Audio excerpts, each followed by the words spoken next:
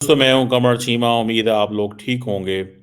दोस्तों भारत के वजीर आज़म नरेंद्र मोदी की Italian prime minister Giorgia Meloni से मुलाकात हुई है। ये एक इम्पॉर्टेंट मुलाकात है इस सेंस में कि बहुत सारी चीज़ें सामने आई हैं दोनों मुल्कों के हवाले से। उस पे भी हम ज़रूर कमेंट करेंगे। और आपको पता है कि नरेंद्र मोदी और जॉर्जिया मेलोनी की जो फ्रेंडशिप है वो बड़ी पॉपुलर है। दोनों मुल्क जो हैं ख़ास तौर पे जब आपको याद होगा मोदी साहब G20 में गए, तब भी आपको याद होगा जिस अंदाज़ से मुलाकात हुई। फिर जब वो भारत आई थीं तब भी उसके ऊपर काफ़ी मीडिया में जो है वो चीज़ें डिस्कस हुईं।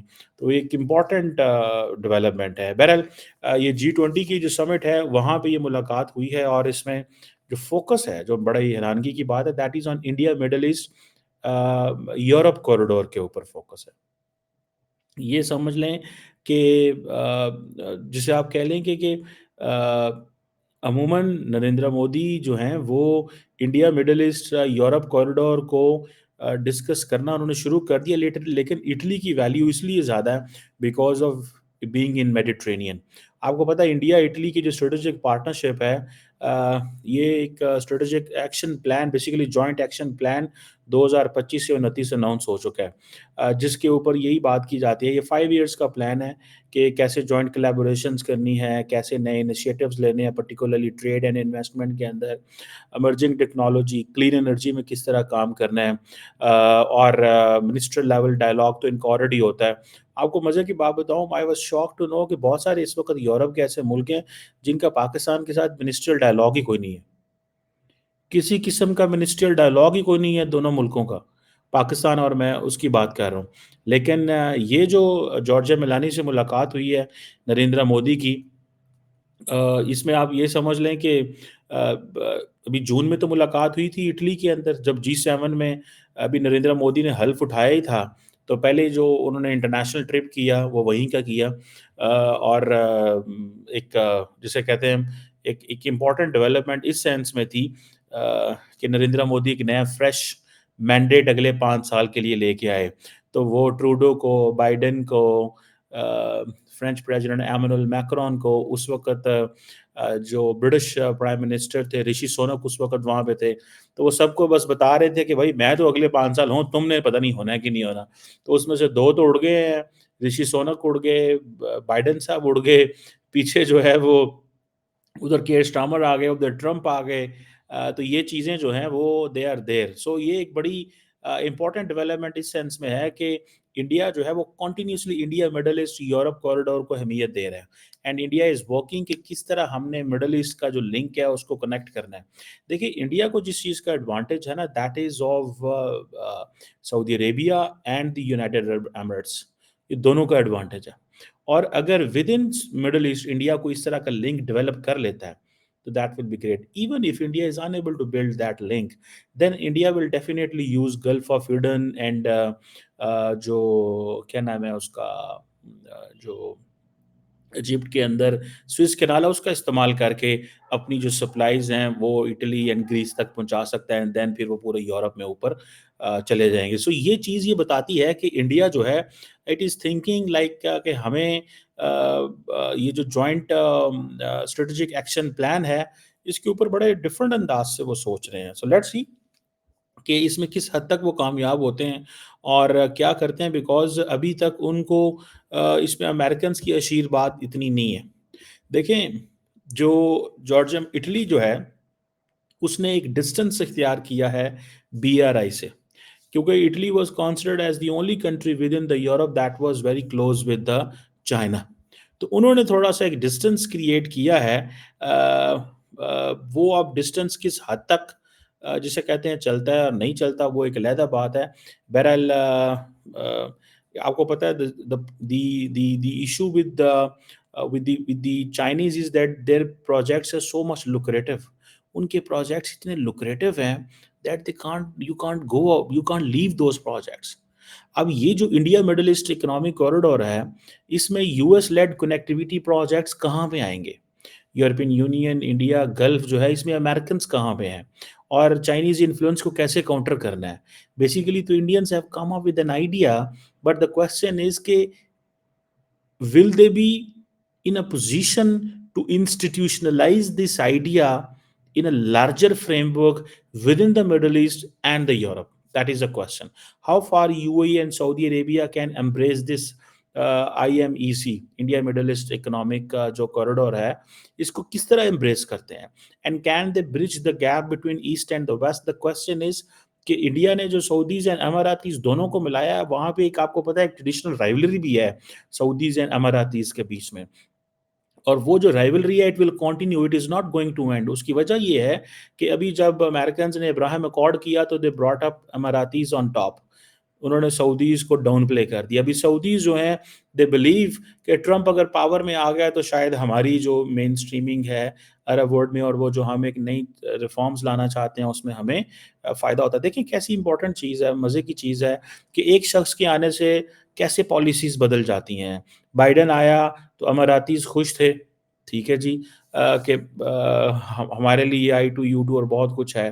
सऊदी अरेबिया जो है वो ट्रंप के साथ खुश है, क्योंकि ट्रंप उनको पता है कन्वेंशनल लीडर नहीं है, लाइक नॉट लाइक बाइडेन जो आएगा और वो कहेगा मैं सऊदी अरब को पराया स्टेट बना दूंगा। उसने कहना Saudi Arab has money, we have weapons, लो वेपन्स, दो पैसे, this is what he will be saying. तो ये चीज़ें जो है ना वो हैं। अब इटली जो है वो इंडिया के लिए बड़ा इंपॉर्टेंट कंट्री है। ये इंडिया ने जो इटली के साथ जो कहेंगे ना जो एक कनेक्शन जोड़ा है, ये कनेक्शन बड़ा इंपॉर्टेंट है for India's reach in the middle east in and Europe. और बेल्ट एंड रोड इनिशिएटिव जो है उसको भी इंडिया कहेगा कि जी ये मैं बेसिकली इसके पैरेलल एक प्रोग्राम लेके आया हूँ। So everybody in the Europe needs to support me. So वो सारे के सारे ये जो इनिशियली आपको पता है मेमोरेंडम ऑफ अंडरस्टैंडिंग साइन हुआ था US, European Union, France, Germany, Italy, India, United Arab Emirates and Saudi Arabia के बीच में, ये बड़ा इंपॉर्टेंट था। एक तरफ तो आपको पता है उस वक्त डिस्कशन हुई कि ईस्टर्न मैरीटाइम लिंक बिल्ड होना चाहिए between India and the Gulf, and then the northern section जो है वो अरेबियन पेनिनसुला को यूरोप से कनेक्ट करेगा। सो ये जो चीज़ें हैं ये कनेक्ट करेंगी, रेलवेज़ भी होंगी, सारा कुछ भी होगा, जो मेडिटेरेनियन तक पहुँचेंगे via Jordan and Israel. So Israel भी बड़ा खुश होगा, अमेरिकन्स भी इससे बड़े खुश होंगे। यूएई के ऑलरेडी अच्छे ताल्लुकात हैं, एक सिर्फ सऊदी अरब ही रह जाता है और वो मेरा ख्याल है Americans and everybody else will get them on the board when it comes to. Recently हमने देखा था कि जो इजरायली जहाज़ हैं वो now they are flying over Saudi Arabia, they have no problem and उनकी कोई वो चीज़ नहीं है। सो ये जो एक इटली जो है वो आप समझ लें कि it is getting very closer with India. और उसकी वजह आप देखें Germany, Spain and Italy, three major powers and three of them are very close with India. हर कोई रेस में लगा हुआ है, दौड़ में लगा हुआ है कि किसने कितना करीब होना है, किसने कितना करीब होना है, ये दौड़ लगी हुई है, इस वक़्त रेस में है और उस रेस में वो कामयाब है। ठीक है जी? क्योंकि इंडियंस कह रहे हैं कि we are bringing a new economic global order which is believes in multipolarity. US China एक राइवलरी है, इंटरनेशनल अलाइनमेंट्स अपनी जगह पे मौजूद हैं, लेकिन India as a middle power and Gulf countries as a middle power, they are going to connect Europe with the new जो realities है। और अब देखना यह है कि the world is fragmented, it is challenging. एक ग्लोबल इकोनॉमिक सिनेरियो जो शेप होगा right now which is being under the challenge of disruptions हैं जिस जहाँ पे बहुत ज़्यादा। So we have to understand कि कैसे चीज़ें जो हैं वो कर पाएंगे। आप देखें रेड सी के अंदर शिपिंग लेन्स हों, होतीज़ हों, you know it's a solve challenge how to deal with all the. India के पास रेड सी में होतीज़ का मुकाबला करने के लिए भी ईरान से उतने अच्छे ताल्लुकात हैं, ठीक है, and they have this kind of connections. ऊपर से विद इन द यूरोप ये बात की जा रही है कि हमें we have to the Europe can die to, ये जो एमेनुअल मैक्रोन कहते हैं। सुनने में ये भी आया था कि एमेनुअल मैक्रोन ने कहा था कि मैं एक स्पेशल एनवॉय अपॉइंट करूंगा फॉर द आईएमईसी। और ये जब last time Greek prime minister आए थे इंडिया के अंदर, उस वक्त भी इस कॉरिडोर की अहमियत मोदी साहब ये एक कि हम जिसे वो कहते हैं ना कि हम किसी को कॉन्फ्लिक्ट की नज़र से नहीं देखना चाहते, हम काम करना चाहते हैं। सो यूरोप जो है उसको इस आईएमईसी को मेनस्ट्रीम करना है। Italy is the important actor because being in the Mediterranean. Italy की वो जो जो स्ट्रक्चर है वो इस तरह का है कि वो इंडिया के लिए बड़ा इंपॉर्टेंट है। And then all for all the देखिए इंपॉर्टेंट चीज़ क्या है फॉर जो इंडिया और सोच रहा है। इंडिया ये सोच रहा है at first stage our job is to have a connectivity with Italy, Greece and larger Europe at first place. Second place is going for investments infrastructure. पहले कनेक्टिविटी हो और कनेक्टिविटी में बहुत सारा इंफ्रास्ट्रक्चर डालना पड़ेगा, लेकिन कनेक्टिविटी में वो infrastructure that will deal with all kind of a trade that will fall under in this IMEC के कॉरिडोर के बीच में आएगी। जैसे जैसे फॉर एग्जांपल चाइनीज़ ने स्पेसिफिक इंफ्रास्ट्रक्चर डेवलप किया। सो जो बीआरआई के अंदर जो डिफरेंट 6 प्रोजेक्ट्स हैं, उनमें सारे का सारा जो स्पेसिफिक इंफ्रास्ट्रक्चर है, that is basically helping that is basically a modern world के लिए एक चीज़ तो है ना। सो ये जो यूरोपियन जो कहते हैं ना कि एक डोमिनेटेड जो क्लब है, now it is facing challenges. अब नए ममालिक भी सामने आ रहे हैं, ठीक है जी। सो ऐसे लग रहा है कि कनेक्टिविटी एंड इकोनॉमिक लिंकेजेस जो हैं, they are going to be at the largely at the table of all the global powers. And शायद यही चीज़ मेरा ख़्याल है कि वो देख रहे हैं, इंडियंस देख रहे हैं कि हमें अपनी जो सप्लाई चेन है, उसको सिक्योर करने के लिए तमाम यूरोप के साथ अच्छे ताल्लुकात रखने हैं। That is what they are looking. So इसीलिए आईएमईसी जो है, वो एक it is going to get relevance. और मुझे तो इसको ऐसे ही देखना है। मैं जब इसका मैप देखता हूँ कि starting from Marseille France, beautiful place by the way, I have been there, मैंने विजिट किया है उसको। देन उसके बाद Bastia, another island in Mediterranean. Then Italy, फिर रोम है, ठीक है जी। फिर और इटली के कुछ पोर्ट्स हैं, फिर ग्रीस है, ठीक है जी। देन आपका आ जाता है फिर लीबिया के कुछ हैं, बेंगाज़ी और डरना, ये कुछ एरिया हैं। फिर उसमें आप इज़राइल, जॉर्डन, इसको कनेक्ट करते हैं और आप बेसिकली डिस्कनेक्ट करते हैं उसको जो है यार जो जो इजिप्ट की है स्विस कैनाल को डिस्कनेक्ट करते हैं। This is one of the idea.